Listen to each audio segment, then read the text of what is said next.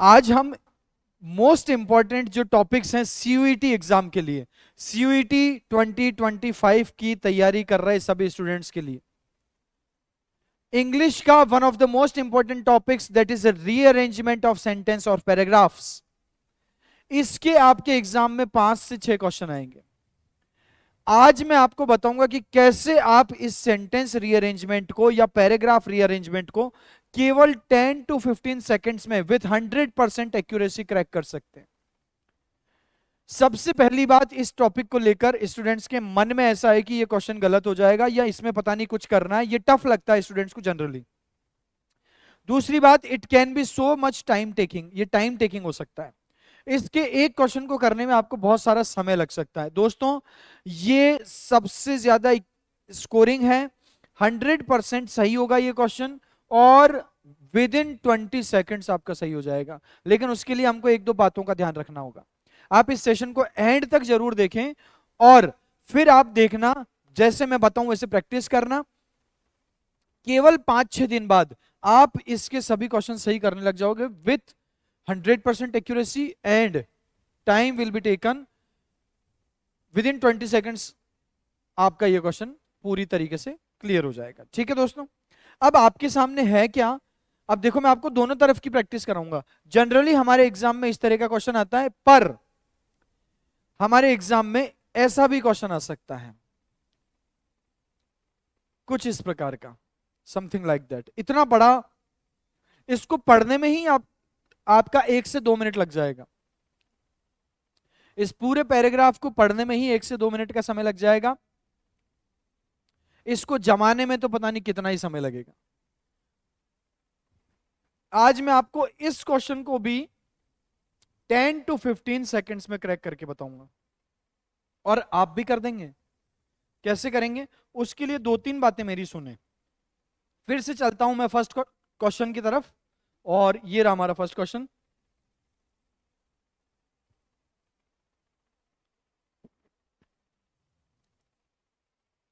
तो वैसे तो अगर मैं इस पी क्यू आर एस को सही सीक्वेंस में जमाना है, ये कौन सा सीक्वेंस इसका ठीक होगा? ऑप्शन ए, बी, सी और डी में से कि ये मीनिंगफुल भी बने और ग्रामेटिकली करेक्ट भी बने, मीनिंगफुल भी बने और ग्रामेटिकली करेक्ट भी बने। तो दोस्तों, दो बातों का यहां पर ध्यान रखना होगा। First, the beginning. अगर आप इन चीजों का ध्यान नहीं रखेंगे तो आपका ये हो तो जाएगा लेकिन टाइम बहुत लग जाएगा। आप क्या करोगे? सारे ऑप्शंस पढ़ोगे, क्यू पी आर एस, फिर क्यू पढ़ोगे, there are many ways of dealing, फिर पी पढ़ोगे, बट परहैप्स वे टू। इस तरीके से आप इस सेंटेंस को जमाओगे तो आपको 2-3-4 मिनट का समय चला जाएगा। गलती से भी बड़ा हुआ अगर, जैसा मैंने अभी थोड़ी देर पहले बताया था, तो बहुत ज्यादा टाइम लगेगा। तो फर्स्ट द बिगिनिंग पे ध्यान देना है, और दूसरा लॉजिकल पेयर्स। लॉजिकल पेयर, सबसे पहले तो आपको बिगिनिंग पर ध्यान देना है। किसी भी सेंटेंस की जो बिगिनिंग है उसके शुरुआत में हमको पता है सब्जेक्ट होना चाहिए, या सब्जेक्ट के बाद वर्ब होना चाहिए, या वर्ब के बाद हमारे पास ऑब्जेक्ट हो सकता है, एडवर्ब हो सकता है, या कॉम्प्लीमेंट हो सकता है। तो एक सेंटेंस हमको कुल मिला के इस टाइप का दिखता है। एडवर्ब क्या होता है? एडवर्ब होता है टाइम को शो करने वाला, जो टाइम को शो करे, या प्लेस को शो करने वाला, जो कोई प्लेस हो, है ना। ये सब बाद में होते हैं। सबसे पहले होता है subject and then verb. Beginning का पता लगाओ। दूसरी बात, बिगिनिंग के संबंध में कौन सी सही है? देखो, कंजंक्शंस, दैट, या बट, या yet, so, so that, hence, therefore, या relative pronoun who, which, that. ये जो दोस्तों वर्ड्स है ना, ये सेंटेंस के या सीक्वेंस की शुरुआत में नहीं हो सकते, है ना। These words can not begin the sequence, can not begin the sequence.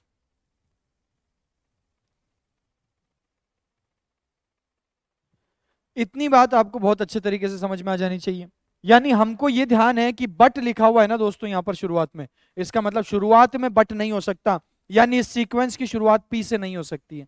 P से नहीं हो सकती है तो ये वाला ऑप्शन एलिमिनेट हो जाएगा। Option C has already been eliminated, क्योंकि इस सीक्वेंस की शुरुआत पी से नहीं हो सकती।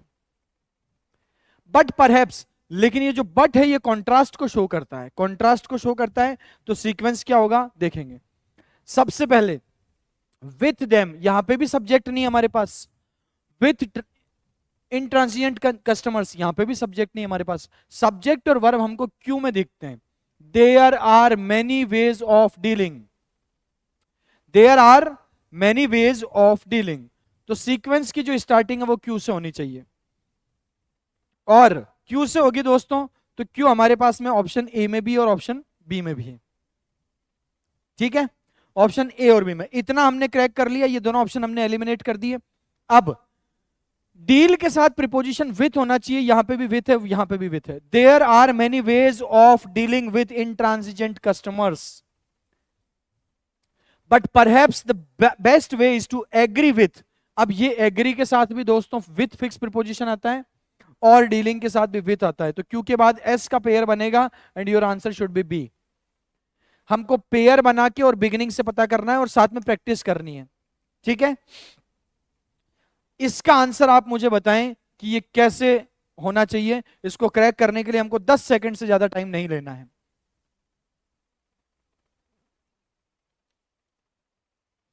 और 10 सेकंड में हो जाएगा ये, देखना मेरे साथ, पढ़ना कैसे प्रैक्टिस करनी है।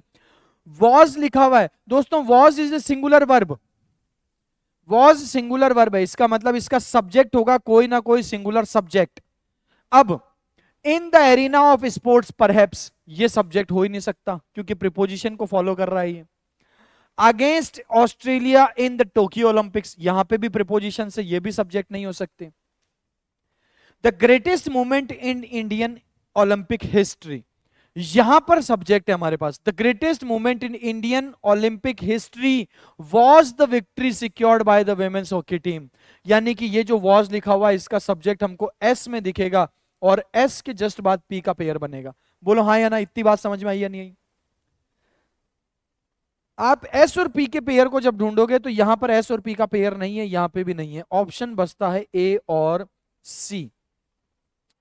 एस से इसकी सीक्वेंस की शुरुआत होनी चाहिए, तो ये हो गया हमारा A option answer. The greatest movement in Olympic history was the victory secured by the Indian hockey team against Australia, है ना, in the arena of sports perhaps against Australia in the Tokyo Olympics. तो your answer should be S P Q R. Sequence क्या बन रहा है और इसके अलावा बिगिनिंग कहां से होनी चाहिए। ठीक है, आपको आराम से इन सेंटेंस का जवाब मिल जाएगा। Now look at this question, it can be correct in 5 seconds अगर आपको ग्रामर का थोड़ा सा ज्ञान है तो। सबसे पहले हमको सब्जेक्ट और वर्ब ढूंढना होता है दोस्तों, सीक्वेंस की शुरुआत ढूंढो, बिगिनिंग कहां से होनी चाहिए। In terms of GDP and GNP, for gauging the success of a nation, which are the two major determinants. Determinants दोस्तों मेरे को तो इसका आंसर यहीं पे पता चल गया, कैसे पता चला मैं थोड़ी देर में बताऊंगा। पेयर बन गया हमारा, एक पेयर बना है ना। देखो मैंने आपको थोड़ी देर पहले यहां पर कहीं कहा था, यहां पर मैंने लिखा हुआ है कि but yet so that hence therefore who which that, इनसे सीक्वेंस शुरू नहीं होगा, ये फॉलो करते हैं, है ना। अब हम हमारे क्वेश्चन की तरफ जा रहे हैं, तो विच आर इससे शुरू नहीं हो सकता, ये हमारे प्रीपोजिशंस लगे हुए हैं, यहां से शुरू नहीं करना है ना, कोशिश करनी है कि यहां से ना हो। फिर प्रीपोजिशन लिखा हुआ है, यहां पे भी सब्जेक्ट नहीं हो सकता। Now we have a subject और verb in options in the parts S. Economic progress is determined, ये इकोनॉमिक प्रोग्रेस हमारा सब्जेक्ट है और ये हमारी वर्ब है। एक बात ये मुझे महसूस हो रहा है कि एस से इसके सीक्वेंस की शुरुआत हो सकती है। अब जब हम ऑप्शन देखेंगे तो हमको इन दोनों ऑप्शन में एस से सीक्वेंस की शुरुआत दिखेगी। अब हम और देखते हैं, is determined in terms of GDP and GNP. अब देखो अगला पेयर बहुत सुंदर, मेरे को ये क्वेश्चन 5 सेकंड में पता चल गया था जब मैंने आर पढ़ा, विच आर। नाउ मैं एक बात कहने जा रहा हूं दोस्तों, विच जो है रिलेटिव प्रोनाउन होता है, ये 3 रिलेटिव प्रोनाउन है, ये आपको हेल्प करेगा, है ना। This relative pronoun and the concept of relative pronoun will help you immensely in cracking rearrangement. इसका सबसे महत्वपूर्ण, आपके एग्जाम में पक्का 5 में से 2 क्वेश्चन इससे सेट होंगे। क्या होता है, हु, विच और दैट रिलेटिव प्रोनाउन है। इसके जस्ट बाद अगर सिंगुलर वर्ब है तो इसका मतलब इसके जस्ट पहले सिंगुलर नाउन होना चाहिए। अगर इसके जस्ट बाद प्लूरल वर्ब है इसका मतलब प्लूरल नाउन होगा। क्यों? क्योंकि आपने सब्जेक्ट वर्ब एग्रीमेंट टॉपिक में पढ़ा होगा। थोड़ा सा ग्रामर का नॉलेज आपको चाहिए ये करने के लिए, फिर आप आराम से कर सकते हो। देखो, रिलेटिव प्रोनाउन के जस्ट बाद में जो वर्ब आती है ना, ये एंटीसीडेंट के अकॉर्डिंग आती है, यानी इस रिलेटिव प्रोनाउन के जस्ट पहले वाले शब्द के अनुसार। जैसे मैंने लिखा the boys which who are, the boy who is. सबसे इंपॉर्टेंट कॉन्सेप्ट है, यहां से एग्जाम में क्वेश्चन बनेगा आपका, ध्यान से देख लो क्या कह रहे हैं और प्रैक्टिस कर लेंगे। रिलेटिव प्रोनाउन के बाद आर लगाया है, क्यों? क्योंकि बॉयज प्लूरल है। यहां रिलेटिव प्रोनाउन हु के बाद इज लगाया, क्यों? क्योंकि बॉय सिंगुलर है।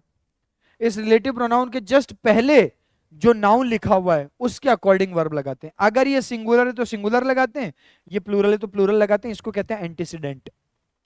ठीक, अब आपको यहां पर विच के बाद आर दिख रहा है, इसका मतलब विच के जस्ट पहले प्लूरल सब्जेक्ट होगा। बोलो हाँ या ना? बिल्कुल सर, आपने कहा विच के बाद अगर आर है, इसका सीधा सा मतलब है विच के पहले कोई प्लूरल सब्जेक्ट होगा, और आपका प्लूरल सब्जेक्ट है जीडीपी एंड जीएनपी। इसके अलावा कोई प्लूरल सब्जेक्ट लिखा ही नहीं है, यानी आर के जस्ट पहले पी होगा। पेयर बन रहा है पी आर का। In terms of GDP and GNP which are, GDP and GNP and से कनेक्ट हो रहा है, प्लूरल है, 2 चीजें हैं जीडीपी और जीएनपी, इसलिए यहां पर प्लूरल आया है। पी के जस्ट बाद आर आएगा, पी के जस्ट बाद आर आएगा, पी के जस्ट बाद आर, ये भी नहीं है, यहां भी नहीं है, यहां भी पी के बाद आर नहीं है ना। ये रहा, सी इज द राइट आंसर। अगर आप भी सोचते हुए यहां तक सोच सको कि रिलेटिव प्रोनाउन के बाद आर आ रहा है, आपका क्वेश्चन 10 सेकंड का है ये केवल। अगर आप इन सारे ऑप्शंस को ऐसे चेक करते हुए चलोगे ना दोस्तों, तो इससे टाइम बहुत ज्यादा लग जाएगा और एक्यूरेसी भी 100% नहीं आएगी। लेकिन अगर आप पेयर बना सकते हो, लॉजिकल पेयर्स, और बिगिनिंग को अगर आप चेक करो, द बिगिनिंग, तो आप बहुत इजीली इन सब को क्रैक डाउन कर सकते हो विद इन 10 to 15 सेकेंड्स। सही कर सकते हो आपका क्वेश्चन। रिलेटिव प्रोनाउन के इस कॉन्सेप्ट को बहुत ध्यान रखना, ये बहुत काम आएगा। चलो दोस्तों, नेक्स्ट सेंटेंस करते हैं। Of its rain soaked verdure. दोस्तों आपको पता है कि यहां से सीक्वेंस शुरू नहीं हो सकता है, क्यों? एंड लिखा हुआ है, यहां से भी सीक्वेंस स्टार्ट नहीं हो सकता, एंड से कोई भी सीक्वेंस शुरू नहीं होगा, बिगिनिंग यहां पे भी नहीं है। On the one hand there is immense beauty, यहां सब्जेक्ट भी है, यहां वर्ब भी है ना। द इमेंस ब्यूटी सब्जेक्ट है, और इज वर्ब है, तो यहां से सीक्वेंस शुरू होने की पूरी संभावना है। The artefacts of its visible modernity, sequence की शुरुआत आर से होनी चाहिए। अब चारों ऑप्शन चेक कर लो, आर ये रहा, अब इस एक को एक बार पढ़ भी लो, क्या पता गलत ना हो जाए। आर के जस्ट बाद पी है। On the one hand there is immense beauty of its rain soaked verdure, Q में लिखा हुआ है दोस्तों ऑन द अदर हैंड, ये देखो, on the one hand, on the other hand, on the other hand there are. अब देखो subject verb agreement again play a very significant part. Subject verb agreement अगर आपको बहुत अच्छे से आता है तो आराम से हो जाएगा। दोस्तों ये देयर के बाद आर क्यों लिखा हुआ है? अगर देयर के बाद आर लिखा हुआ है, इसका मतलब इस आर के बाद प्लूरल नाउन होगा 100%। मैंने सब्जेक्ट वर्ब एग्रीमेंट में पढ़ाया हुआ भी है। If a sentence begins with their और कोई भी प्लेस, अगर कोई सेंटेंस शुरू हो जाए प्लेस से या देयर से, there is also a place, तो जो वर्ब आती है ना आपकी, ये वर्ब आती है, ये आती है द नाउन इट फॉलोज, इसके बाद वाले नाउन के अकॉर्डिंग, बाद वाले नाउन के अकॉर्डिंग। यानी यहां अगर आर आ रहा है ना, तो इसके बाद पक्का प्लूरल नाउन होगा, और प्लूरल नाउन आपको यहां पे देखने को मिल रहा है, आर्टिफैक्ट्स। जब मैं देयर आर पढ़ूंगा, मैं इसके जस्ट बाद एक प्लूरल नाउन ही सर्च करूंगा, कुछ और सर्च ही नहीं करूंगा, क्योंकि मुझे पेयर बनाना आता है और मुझे पेयर बनाना है। देयर आर लिखा हुआ, आर के बाद प्लूरल नाउन सर्च किया, ये रहा प्लूरल नाउन। इसका मतलब क्यू के जस्ट बाद एस होना चाहिए। क्यू के जस्ट बाद एस यहां पे है, यहां पे नहीं है। यहां पे भी क्यू के जस्ट बाद एस नहीं है, यहां पे क्यू के बाद जस्ट एस है। ठीक है, इसका मतलब है कि या तो ए ऑप्शन आंसर होगा या डी ऑप्शन आंसर होगा।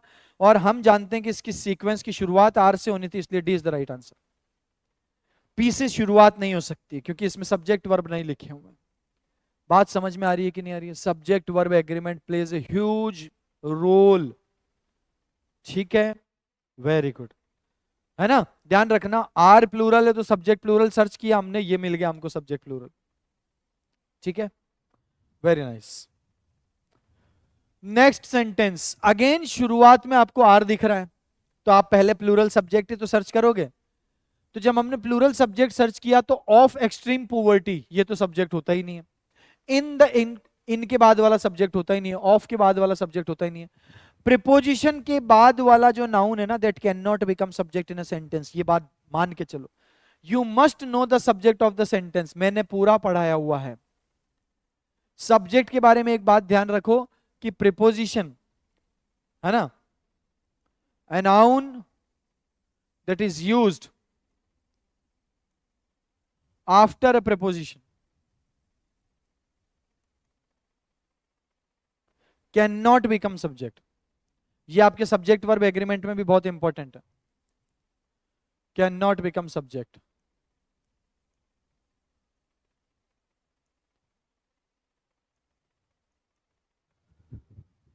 यहां प्रीपोजिशन दिख रहा है, ये सब्जेक्ट नहीं है। यहां प्रीपोजिशन दिख रहा है, ये कोई भी सब्जेक्ट नहीं है। सब्जेक्ट है द कॉजेज, और द कॉजेज क्यू में है, इसलिए इसकी शुरुआत जो है क्यू से होगी। The causes of extreme poverty are often rooted in the inequalities of the social system। QR then PS, QR then PS, A should be the right answer। ये हो गया सीक्वेंस बहुत इजीली। सबसे पहले बिगिनिंग सर्च कर लो, उसके बाद pairs बनाओ। पेयर जब आप बनाओगे तो पेयर बनाने में grammar will play a significant part. Grammar में subject verb agreement you must know, pronoun के uses you must know, conjunction के यूजेस यू मस्ट नो। ये सारे मैं आपको स्टेप बाय स्टेप प्रैक्टिस करवाऊंगा। पहली बात, हम कहां पहुंच गए? बिगिनिंग डिसाइड करनी है ना? अगर पेयर सॉलिड बन रहा हो तो दोस्तों आपको वो भी नहीं करना, मैं आगे बताता हूं। एक पेयर तो मैंने आपको ये बताया, ये प्लेस मेन वर्ब वाला, और एक मैंने आपको रिलेटिव प्रोनाउन वाला बताया था, ये रिलेटिव प्रोनाउन वाला। ठीक है, इन सब बातों को ध्यान रखना। Now look at this sentence. 5 second में क्रैक हो जाएगा अगर ये आपको थोड़ी सी भी ग्रामर मालूम है। A person by the way he behaves and you may जज not only by the way he looks.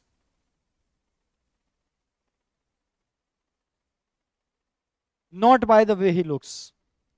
अब देखो, आप तो क्रैक करो, मैं आपको इसका पेयर और बनाऊंगा। अगर आप पूरा पढ़ोगे तो आपको तुरंत पता चल जाएगा कि पेयर क्या है। यू मस्ट जज अ person by the way he behaves and not by the way he looks। ये तो हो गया इसका पेयर। ये आपको पता है कि बहुत इजीली हो गया है, क्योंकि ये कहावत है कि भाई जैसा वो दिखता है उसके आधार पर उसको जज नहीं किया जाना चाहिए, वो आचरण कैसा कर रहा है, बिहेव कैसा कर रहा है, उसके आधार पर उसको जज किया जाना चाहिए। बिल्कुल सही बात है। लुक्स डजंट मैटर या लुक्स डोंट मैटर, यही बात है। लेकिन दोस्तों, क्रैक करने के लिए आप मेरी 2-3 बातें सुनो, ये बहुत हेल्प करेगा, आपको बहुत हेल्प करेगा। Now we have pronoun he in the sentence. He, यहां पे भी आप देखोगे तो प्रोनाउन ही दिखेगा। अब ही किसके लिए यूज होता है? आपको प्रोनाउन के यूजेस पता है। ही का यूज होता है सिंगुलर मस्कुलाइन जेंडर के लिए।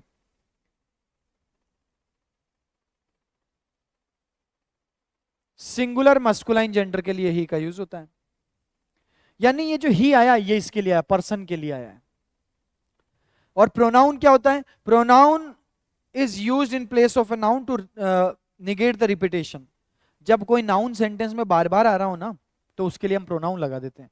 जैसे मान लो मुझे कहना है कि विराट कोहली एक बहुत ही महान बल्लेबाज हैं। विराट कोहली ने अपने करियर की शुरुआत 2008 में की। विराट कोहली अब तक 80 सेंचुरीज बना चुका है। विराट कोहली ये, विराट कोहली वो। तो हम बार बार विराट कोहली नहीं बोलेंगे, हम एक ही बार विराट कोहली बोलेंगे, उसके बाद ही लगाएंगे, है ना? चलो, तो सबसे पहले नाउन आएगा। इट मींस कि यहां पर ही से शुरू हुआ है दोस्तों। ही जो है ना, ये ही आया है पर्सन के लिए, तो पहले आएगा पर्सन, यानी पी पहले आएगा, उसके बाद क्यू और एस आएंगे, क्योंकि पहले प्रोनाउन आता है उसके बाद में नाउन आता है। आप पहले लिखोगे पर्सन, उसके बाद उस पर्सन के लिए ही लगाना शुरू कर दोगे। जैसे आप विराट कोहली के बारे में 10 बात करोगे तो पहली लाइन में विराट कोहली कहोगे और बाद में ही लगाओगे। ऐसा थोड़ी होगा पहले ही लिख दिया बाद में कहीं जाके विराट कोहली लिख रहे हो, है ना, ऐसा थोड़ी होता है। पहले नाउन लिखते हैं फिर प्रोनाउन लिखते हैं। तो इसका सीधा सा मतलब है कि सीक्वेंस में पी पहले आएगा। यहां भी पी आर के बाद आ रहा है, अच्छा ये तो हो सकता है ना, क्यू और एस से पहले होना चाहिए, क्योंकि क्यू में ही लिखा हुआ और एस में ही लिखा हुआ है ना। यहां पर पी बाद में आ रहा है, बिल्कुल नहीं चलेगा। यहां पे भी पी क्यू के बाद में आ रहा है, नहीं चलेगा। यहां पे भी पी सबसे एंड में आ रहा है, नहीं चलेगा। A should be the right answer, खत्म, है ना। तो दूसरा लॉजिकल पेयर क्या है कि pronoun must follow it's noun.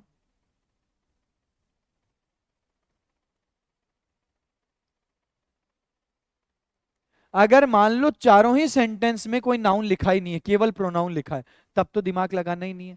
लेकिन अगर एक नाउन लिखा है और उस नाउन के लिए प्रोनाउन लिखा है, तो पहले नाउन वाला सेंटेंस आएगा फिर प्रोनाउन वाले सेंटेंस आएंगे। जैसे यहां पर पर्सन के लिए ही आया है, इसका मतलब पहले पर्सन आएगा फिर ही आएगा। ये ही भी किसके लिए आया, पर्सन के लिए आया, तो it must follow, it can not begin the sequence, है ना। चारों ही ऑप्शन में प्रोनाउन लिखा है तब तो दिमाग नहीं लगाना है दोस्तों। और इस आधार पे जब हम प्रैक्टिस करेंगे तो बहुत इजीली हो जाएगा। To the greatest number of people that causes, खत्म हो गया मेरा तो सेंटेंस, हो गया मेरा ये क्वेश्चन ही खत्म हो गया। दैट के बाद सिंगुलर वर्ब लगी हुई है, that is a relative pronoun.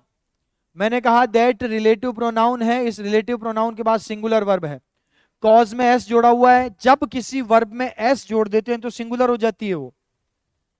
जब किसी वर्ब में एस या ईएस जोड़ दें तो वह वर्ब सिंगुलर हो जाती है। ये वर्ब सिंगुलर है, इसका मतलब इसके जस्ट पहले एक सिंगुलर नाउन होगा। इस दैट के जस्ट पहले एक सिंगुलर नाउन होगा। आप जानते हो इस बात को, थोड़ी देर पहले भी बताई थी ना। तो यहां पर अच्छा, अब हमने देखा तो ये तो प्लूरल नाउन है, ये नाउन है ही नहीं, ये रहा हमारे पास सिंगुलर नाउन, द ऑप्शन। यानी कि एस के जस्ट बाद में क्यों आएगा, एस के जस्ट बाद में क्यों आएगा। यहां भी ऐसा नहीं हो रहा है, यहां भी ऐसा नहीं हो रहा है, यहां भी नहीं हो रहा है। C is the right answer. S के जस्ट बाद में क्यों आएगा। S always opt for the option that causes the least discomfort. Very good. S के बाद क्यू का पेयर किससे बना, ये logical pair subject verb agreement से बन रहा है। जब मैंने दैट के बाद कॉजेज पढ़ा तो मैंने कुछ ढूंढा ही नहीं, मैंने पहले एक सिंगुलर नाउन ढूंढा, सिंगुलर नाउन से एंड होने वाला सेंटेंस ये रहा, सिर्फ एक सेंटेंस है। यानी एस के जस्ट बाद क्यू आएगा, द ऑप्शन दैट कॉजेज। और आपका लॉजिकल पेयर के आधार पे क्वेश्चन ही खत्म हो गया। Very good. नेक्स्ट क्वेश्चन, ये इजी है थोड़ा, इसलिए अपन कुछ और देखते हैं जो और इंपॉर्टेंट हो। वेरी गुड क्वेश्चन, बहुत आसानी से जल्दी से इसको क्रैक करो।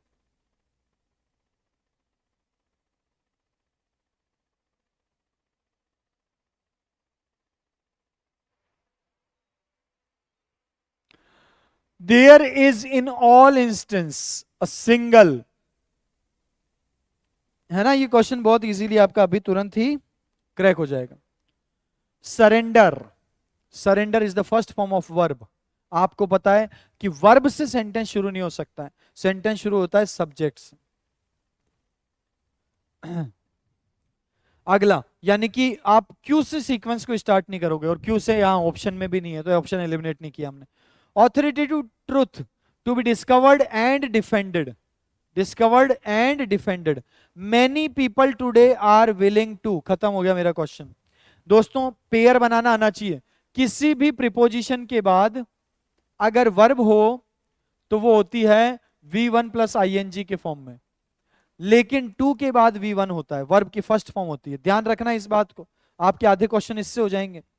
टू के बाद हमेशा वर्ब की फर्स्ट फॉर्म होती है। ये रहा एंड में टू, जब मैंने एंड में टू देखा तो मेरे दिमाग में बात आ गई, टू के बाद में वर्ब की फर्स्ट फॉर्म होनी चाहिए। ये रही वर्ब की फर्स्ट फॉर्म, यानी एस के जस्ट बाद क्यू हो जाएगा, और यहां हो जाएगा टू सरेंडर।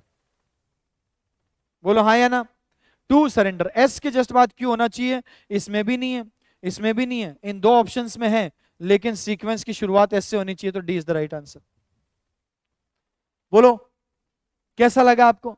बहुत आसानी से बस पेयर बना बना के इसको आराम से क्रैक कर सकते हो, कोई दिक्कत ही नहीं है। Many people today are willing to surrender to the idea that that there is in all instances single authoritative truth to be discovered and defended. है कितना आसान है।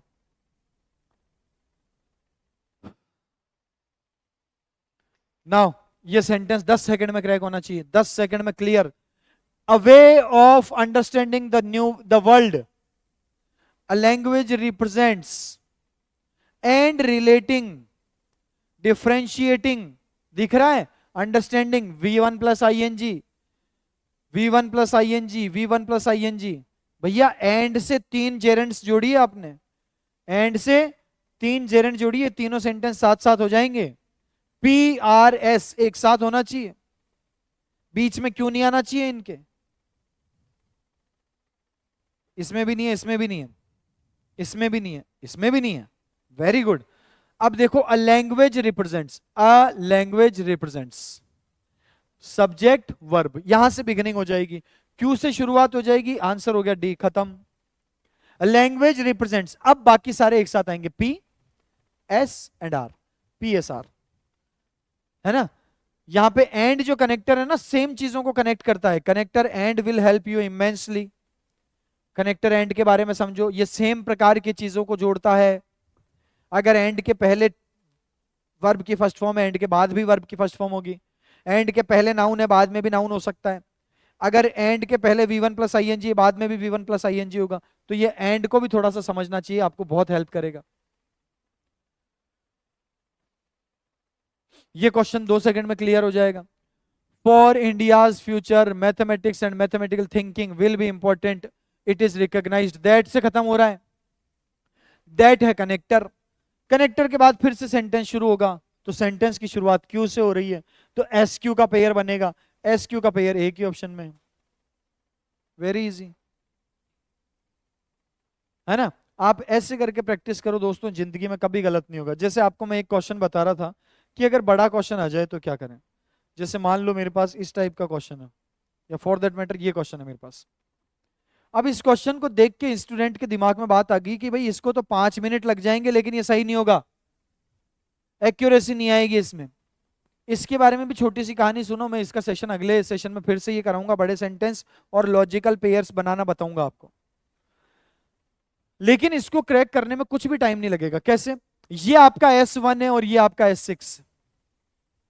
S1 मतलब ये सीक्वेंस का पहला सेंटेंस है, S6 का मतलब ये लास्ट सेंटेंस है। S1 और S6 के बीच में 4 सेंटेंस है, P, Q, R और S। इसका सीक्वेंस हमको सही करना है। अब जब मैं सीक्वेंस करने लगा तो मैंने P में पढ़ा एंड इफ द कलर, मेरे दिमाग में बात आ जाएगी कि द कलर लिखा है, तो इसका मतलब इसके पहले कलर जरूर लिखा होगा कहीं ना कहीं, नहीं तो आर्टिकल द नहीं लगा पाते हम। ग्रामर के रूल्स होते हैं। जैसे once upon a time there was a king,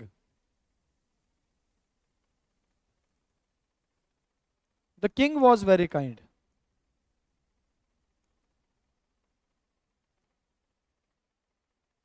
अब देखो आप इधर, आपने यहां पे किंग से पहले आर्टिकल ए लगाया और यहां पे किंग से पहले आर्टिकल द लगाया। इसका लॉजिक क्या है कि जब कोई काउंटेबल नाउन सेंटेंस में फर्स्ट टाइम आता है, इंडेफिनिट होता है, इंडेफिनिट होता है तो आर्टिकल ए लगाते हैं। जब वो सेंटेंस में दूसरी बार आता है तो डेफिनेट बन जाता है, डेफिनेट बन जाता है तो आर्टिकल द लगाते हैं। अब कलर से पहले आर्टिकल द लिखने का एक ही मतलब है कि पहले कलर कहीं ना कहीं जरूर आया होगा।